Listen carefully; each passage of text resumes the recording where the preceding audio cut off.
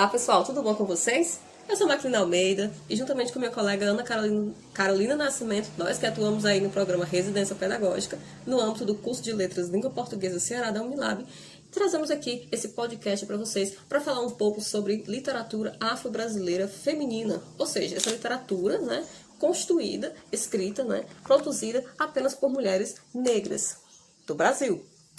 No episódio anterior, nós falamos um pouco sobre a literatura afro-brasileira de um modo geral, escrita tanto por homens como por mulheres. E, nesse podcast, fizemos esse recorte para falar só sobre a escrita feminina no âmbito da literatura afro-brasileira. Então, primeiramente, trarei aqui uns conceitos para vocês sobre o que é essa literatura afro-brasileira feminina, de acordo com as autoras Oliveira e Almeida, 2020, e depois traremos aqui alguns exemplos dessas escritoras femininas, dessas escritoras de literatura afro-brasileira. Vamos lá. Bom, a literatura de autoria negra, ela passa do estado de ser representada para ser autorrepresentada. E a imagem dos negros e negras passam a ser reinventadas e ressignificadas por meio da produção literária feita por esses afrodescendentes, que de acordo com Souza, 2006, página 79, esses negros e negras, eles buscavam através da própria leitura a sua identidade e autoafirmação. Por quê? Porque antes a literatura falava sobre os negros, tinha os negros como objeto para se falar. E agora não, eles tomam a voz, elas tomam a voz, no caso das mulheres, e falam sobre si, falam sobre sua cultura, falam sobre o seu universo, suas perspectivas de vida. E foi a partir da década de 1970, no século XX, que a literatura negra teve sua expansão com produções de homens e mulheres negras conscientes e comprometidas com as causas da negritude. De acordo com Souza, ano de 2006, página 79. Essa escrevivência veio para quebrar e romper essa imagem depreciativa e negativa do negro e negra. Entendam esse termo de escrevivência, porque é um termo elaborado pela escritora negra brasileira, a Conceição Evaristo. Então, ela traz esse termo escrevivência para dizer que a pessoa que é negra, que vive como negro, que enfrenta as lutas e também vitórias como negro, de acordo com sua vivência, é que ela pode escrever sobre o real significado do que é ser negra e do que é ser negro. E, com isso, produzir uma literatura negra. Ou seja, de acordo com suas próprias experiências, E logo, Brooke Shaw, 1983, citado por Souza, 2006, página 83, vem expondo que essas imagens serviam, inclusive, como forma de aprisionamento do negro, ou seja, antes o que era produzido sobre o negro, sempre vinha numa perspectiva depreciativa, criando uma espécie de desassimilação da sua cultura e legado, levando alguns escritores a rejeitarem o ideal de negritude e as pessoas negras de não se reconhecerem como negras, já que essa desassimilação cultural, ou seja, de fazer com que os negros perdessem essa identidade cultural que eles tinham, foi e é um processo arraigado durante séculos no Brasil, devido à visão colonial, reforçado na escravidão e que vai perdurando nos dias atuais. A esse processo de escrita de autoras e autores negros se dá a nomeação do termo cunhado pela escritora negra Conceição Evaristo. Que termo é esse? Escrevivência. Através desse fazer literário, as mulheres negras elas buscam abrigar todas as lutas, tornando a escrita como um direito para recontar a narrativa e valorizar as histórias pelas visões e experiências das mulheres negras, que vai muito além da estética, ou seja, vai muito além de um poema bonito, de um romance bonito, de um conto bonito, da escrita delas, em todos os gêneros literários, Vai muito além dessa beleza. Por quê? Porque elas trazem o sentido histórico, o sentido social, o sentido de luta, o sentido de identidade, certo? A cultura e também aquilo que elas acreditam, que elas lutam. A escrita aqui também como luta, certo? Já que muitas narrativas foram contadas com a visão do colonizador. Através da escrita, elas possibilitam novas novos olhares e novas maneiras de existir, e criando espaços para serem ouvidas. Ainda que da experiência da dor, a luta de cada voz mulher negra ecoa e recolhe revoltas e, através dos versos, elas expressam indignação, liberdade e lutas contra todo um sistema, fazendo-se ouvir sobre suas constantes lutas e trazendo a reflexão sobre o ato de lutar, falar e escrever. Encarem aqui a escrita como luta. Segundo Souza, 2006, página 5, destacando o quanto esses processos de opressão e exclusão resultaram no apagamento das mulheres negras, tirando-as à liberdade. Porém, o ato da escrevivência busca romper o silêncio que foi imposto a elas e afirmando a força e a resistência que a voz mulher negra tem e instiga outras mulheres submetidas a esses repetidos processos de exclusão e opressão que desde tempos remotos vem tentando anular socialmente, culturalmente e subjetivamente a mulher negra. Então, a literatura afrocentrada, ela gera uma reflexão, possibilitando à mulher negra voz e visibilidade, permitindo que outras narrativas descentradas do eu hegemônico sejam narradas e logo permite reflexões e debates acerca da sociedade brasileira e o papel dos povos afro-brasileiros na constituição da nossa sociedade. Bem, nessa parte aqui, as autoras, Almeida e Oliveira, elas trazem essa contribuição ao dizer que as mulheres negras, durante muito tempo, suas narrativas foram apagadas, da história. Então, com essa literatura produzida pelas mulheres negras, elas ganham voz, ganham visibilidade a partir do eu delas, E aí, elas constroem suas narrativas para falar de quê? Para falar, por exemplo, das relações sociais, da sociedade brasileira, as relações do cotidiano, como o papel dos povos afro-brasileiros na constituição dessa sociedade, ou seja, dos povos descendentes de africanos, dos negros, qual o papel dos negros nessa constituição da sociedade de tempos passados e sociedade também atual. Nessa mesma direção, Alves diz que, ao assumir sua voz mulher, as escritoras afro-brasileiras ampliam o significado da escrita feminina brasileira, revelando uma identidade mulher que não é mais o outro dos discursos.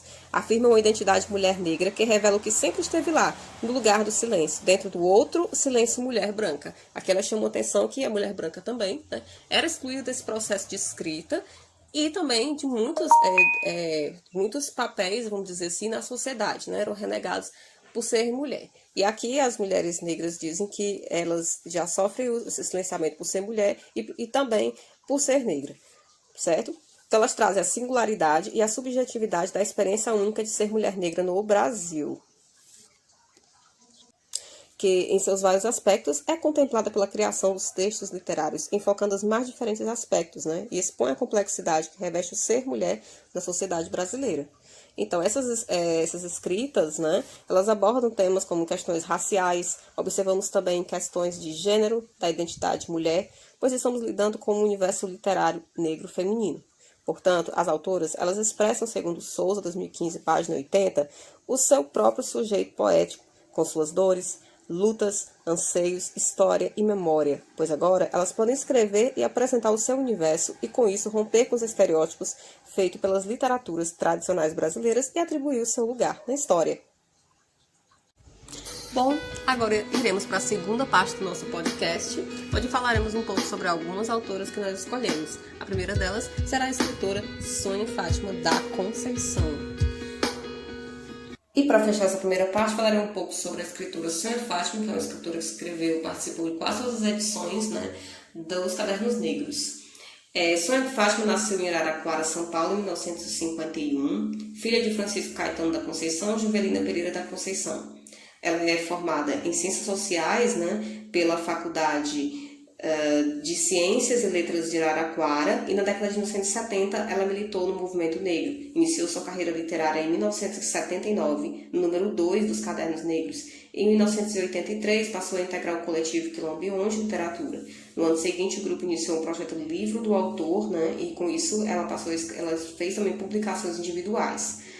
A participação de Sônia Fátima nos Cadernos Negros se estende por vários anos, tanto publicando contos e poemas, quanto atuando na organização e edição de livros e promoção de eventos. Ela também escreveu uma novela em 1991 que tem como título Marcas, Sonhos e Raízes. Ela também tem contos escritos publicados na Inglaterra no ano de 1995. E além de enfocar o preconceito racial, mergulha nas questões de gênero e destaca a condição feminina no universo marcado pela discriminação. Destaco alguns dos seus contos: Negrinha, Obsessão, Maria, Branca História e Jurema Preta. Apresento aqui para vocês o conto Obsessão, da escritora Sônia Fátima da Conceição. Resumidamente, esse texto ele trata de um homem, uma família negra, que ele compra uma camisa xadrez, e essa camisa é o símbolo da manutenção da identidade cultural negra no Brasil. Só que ele fica desesperado atrás dessa camisa xadrez porque ela se some. E ele atribui esse sumiço da camisa à sua mulher, Laura. Essa família, ela está se esquecendo, né, da sua identidade negra. E esse homem do conto é o único que luta para preservá-la. Então, sem mais delongas, irei ler aqui o conto para vocês. Obsessão. Ao amigo Alfredo Bolo Júnior. O coração comanda meus atos. Sob seu compasso, reviro de forma desordenada a gaveta da antiga cômoda. Angustio-me ante a busca inútil. Cansado, sinto o suor verter em minha fronte, enquanto um vento bom atravessa rápido a janela. Meu olhar circula lento o quarto todo. Sinto ternura ao visualizar cada peça de roupa, cada gaveta, cada armário. A velha escultura africana presa à parede do quarto deixa-me bem. Reanimado, volto a buscar ansioso e nada. Cerquei-me de desconfianças. Um receio me trouxe dor, tristeza. Teria mexido em minhas coisas? Teria cumprido a promessa idiota de sumir com minha camisa? Desapontado com meus pensamentos, retornei à procura. Retirei pacientemente peça por peça da gaveta. Em alguns momentos, a ansiedade da busca roubava os meus sentidos. E, traído pelos meus nervos, não sabia mais o que estava procurando. A visão embaralhava-se diante das diferentes cores das roupas na gaveta. Minhas mãos tremiam. Em meio ao enorme mal-estar, o copo de água com alecrim sobre o criado mudo pareceu uma luz. Aproximei-me do móvel. Segurei com firmeza o pequeno copo. Sorvi um gole. Um bem-estar percorreu meu corpo. Senti-me forte. Estaria na lavanderia? Meu rosto queimava. Sentia coceira na cabeça. Gravei firme as unhas no couro cabeludo, deixando em desalinho minha carapinha. A aflição tomou novas proporções. Novos pensamentos dançavam em minha mente. Dúvidas. Raiva. Laura! Gritei, assustando o pequeno gato, único espectador da cena. Um instante, querido. Percebi que sua voz era melodiosa, apesar da tensão. Respirando ofegante e arrastando o pequeno chinelo, ela se aproximou. Em poucos segundos, atravessou a cozinha e a sala. Foi de forma tímida que a ação do tempo fez frente à sua beleza. Ela trazia sempre a delicadeza e a força dos canteiros, de alecrim, arruda, guiné, que cuidava com carinho. Toda tarde. Laura é linda. Seus olhos, no momento cheios de apreensão, davam luz ao seu rosto. O que foi, homem de Deus? Você quer me matar do coração? Você deu fim à minha camisa? Que camisa? Você sabe muito bem. Qual? Insiste ela, disfarçando um riso no canto da boca. A xadrez de flanela. Laura permaneceu firme. Nos olhos um misto, riso e medo. Sua implicância com minha camisa era antiga. Ora, era o tipo de xadrez muito caipira. Ora, as cores berrantes que não combinavam com nada, dizia ela.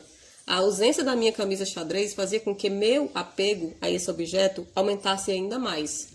Meu coração tolo, desajustado, deu para apegar-se de forma estranha às coisas. Era assim com aquela camisa, pois o prazer que sentia ao vesti-la era algo inexplicável. Foi numa manhã de sábado que a comprei. Nenhum dos meus argumentos fez com que Laura deixasse os seus afazeres para acompanhar-me. As compras naquela manhã. Os movimentos de luz, cores e pessoas naquela loja me deixaram inseguro, tornando ainda mais insuportável sua ausência. Mas senti tranquilidade ao ver a camisa sobre o balcão, entre muitas outras. Bem atendido, fiz a compra de forma rápida, segura. Sentia-me satisfeito e em nenhum momento pensei que Laura pudesse não gostar. Sua camisa está no quartinho de costura. Peguei para cerzir os punhos. Estavam esgarçando. Havia desdém no tom de sua voz, Minha necessidade de vestir sempre aquela camisa deixava Laura irritada. O que vão pensar os outros? Este pobre infeliz não tem mulher? Minha atitude incomodava seu coração, pois os vizinhos eram cruéis, não poupavam comentários, colocando em dúvida sua condição de perfeita dona do lar. O tempo fez germinar em mim as manias. Sentia medo diante dos limites do seu poder, pois vinha, num crescendo, me roubando coisas. Já não era a mesma agilidade a mover braços, pernas. A visão titubeava, se escondia, a cabeça enganava de forma dura. A velhice chegava, carregada de crueldade, fragilidade, criando falsas expectativas. As dificuldades, a labuta do dia a dia, fazem com que muitas vezes Laura não me entendesse. Em certos momentos, era compreensiva, carinhosa, buscava formas para me fazer mudar. Você precisa parar com isto. Só por causa, homem. Às vezes, como naquele momento, ela era tão somente crueldade. Você precisa parar com isto. Só por causa de uma camisa? Olhe para o seu estado, homem de Deus. Assim você acaba morrendo antes de seu neto virar homem. Laura sabia como atingir. Falar do neto era trazer à tona minha impotência. Era mostrar de forma fria que o tempo tinha me roubado poder. Meu coração enchia-se de tristeza diante desse assunto. Por mais que tento, não consigo entender. O carinho, a ternura alimentou Laura durante a gestação. Nada explica a atitude de Marcos. Eu amei com intensidade cada forma que ele desenhou na barriga de sua mãe. Eu e Laura sentíamos juntos os seus chutes desmedidos. O cabelo de Laura ganhou intensidade durante a gravidez, contrariando o que dizem. Grávidas perdem o cabelo. E nós, felizes, ríamos dessa inverdade, em nosso estado grávido. O tempo seguiu calmo, preciso. A casa preparou-se para a chegada do rebento. Com as pessoas chegaram esperanças, fraldas, risos, brinquedos. Cores vivas enfeitaram o pequeno quarto. Cores estimulam, ajudam a desenvolver a mente das crianças. Marcos aconteceu em nossas vidas no outono. Caía uma chuva pesada. Sorte, diziam alguns. Desenganos, outros. Ele era forte, bonito, porém inquietava-me o tom claro de sua pele. Verifiquem se são escuros o saquinho e a ponta da orelha. São eles que determinam a cor. Ouvíamos atentos, porém a felicidade era tanta que chegávamos a esquecer tal questão. O pequeno crescia confirmando as previsões. A cor tomava consistência. As formas de Laura projetavam-se no pequeno rosto. Como 2 espectadores, assistíamos impassíveis às transformações de cada dia. Nós o invadíamos com nossa presença e ficávamos tomados da sua. Comemorávamos cada novo gesto, cada balbucio. A alegria foi muitas vezes substituída pelo medo diante de uma febre que não cedia. Era imensa felicidade diante da descoberta do chá para a cura de uma dor qualquer. O pequeno crescia e nossas mãos já não continham suas novas formas. Somos os 2 a conter os seus impulsos. Suamos e muito antes as brincadeiras intermináveis. Mais uma vez, só mais uma. Rolavam-se bolas, carrinhos, alegria. O pequeno não se cansava. Queria mais, sempre mais. O riso de Laura, diante da situação, me fazia sonhar com Marcos adulto, vitorioso, transpondo de forma ímpar os obstáculos que atravessam em nossas vidas. Passaram-se vários outonos. O pequeno transformou-se, tornou-se homem. Uma ternura imensa me invadia ao vê-lo tomar entre as mãos o rosto da mãe. Os 2 eram lindos em cada uma das partes e proporções. Outros outonos aconteceram, outras chuvas. Meus cabelos começaram a embranquecer. Os sinais da velhice acentuavam-se. Meus pés não suportavam o calor. Tomavam proporções imensas, inchavam, incomodando demais. Laura parecia inatingível pelo tempo. Mantinha-se firme, buscava sempre meios de conciliar ideias, posições conflitantes. Casa onde só tem homem dá nisto. Todos querem a razão. Essas palavras acabavam sempre por nos fazer rir e esquecer por algum tempo os desentendimentos que ocorriam por um motivo ou outro. Meu coração já não suportava mais entrar em desacordo com Marcos. Cheio de medos, sentia-me próximo de um desgosto maior. A calma, a tranquilidade do lar parecia prestes a se quebrar. Apesar do amor que sentia por nós, Marcos não recuava frente às suas posições. Eu sofria. Laura buscava formas de atenuar meu sofrimento. Assim, amenizava também sua própria dor. Ela chegou numa tarde de sol. Marcos tinha suas mãos fortes presas às dela. Sorriam. Laura correspondeu ao riso de forma tranquila. A decepção expressou-se em meu rosto. Marcos percebeu, e o sofrimento do seu coração espelhou-se através do olhar. Foi inevitável o choque. Ela não trazia nem de longe a forma bela de Laura. Um rosto pálido, sem vida, um cabelo sem energia, força ou ousadia, uma expressão pobre no olhar. O que aconteceu com o conceito de beleza de Marcos? Em que momento apagou-se em sua memória a beleza da forma dos seus? O sol parecia queimar a tarde, o ar quente parado fazia sofrer as plantas que enfeitavam a sala. Desfalecidas, pareciam também sofrer junto comigo. O que explica esta radical rejeição? O que teriam dito aos seus ouvidos nas esquinas? Como pôde Marcos trair de forma tão cruel a beleza de Laura? Um ato de violência é o que vejo. Marcos, sem dúvida, decepou diante de nós cada um dos seus membros. Hoje, mais que nunca, tenho toda a certeza, vivemos o tempo todo uma mentira. Essa que agora revelou-se. Era uma armadilha. Já não tinha o controle da situação. Não percebia a intensidade das forças que ocultavam-se entre os espaços da rua, jardins e varandas de minha casa. Mascaradas, envolventes, prenderam Marcos de forma irremediável. Estava certo disto. A amargura tomou o meu ser. Não consegui aceitar minha parcela de culpa na história. Às vezes, desatinado, imaginava rumos novos, favoráveis para o fato. Laura, sempre paciente, amiga, trazia minha razão, aliviava a dor que cheguei a esquecer em muitas tardes de domingo, diante da inquietude de meu neto correndo entre os espaços da varanda e cozinha, buscando sempre algo que o agradasse. Esta cena emocionava-me e enchia de ternura o olhar de Laura. A mesma inquietude agita meus pensamentos. O tempo não apagou em meu peito o anseio por uma explicação lógica para a traição de Marcos. Tenho desejado com a alma que meu filho não tenha simplesmente apostado sua dignidade neste tipo de aliança. Beba um gole desta água com alecrim e se acalme. Trago já a sua camisa. Sim, querida, respondo aliviado, embora o suor ainda brote em minha fronte. Fim do conto. E aí observamos, né, essa necessidade que a escritora tem pela voz do personagem, né, de manter a sua identidade e a sua cultura e repassar isso para as novas gerações. Bom, pessoal, aproveito também para falar um pouco de uma escritora mais contemporânea, que é uma escritora de literatura afro-brasileira e ela é cearense, ou seja, bem pertinho aqui de nós. A cearense Jarade Arraes. Jarade mostra sua indignação com versos fortes e diretos por meio de cordéis engajados. Entre os mais de 40 títulos publicados, o mais popular, Não Me Chame de Mulata, rendeu muitas discussões nas redes sociais. Em seu livro de contos, As Lendas de Dandara, a cearense aborda o tráfico humano e a escravidão, contando a história da guerrilheira quilombola Dandara dos Palmares, a esposa do Zumbi. De um jeito leve, com um toque de ficção fantasiosa, a cordelista é comprometida com projetos de direitos humanos e tem uma coluna semanal na revista Fórum chamada Questão de Gênero.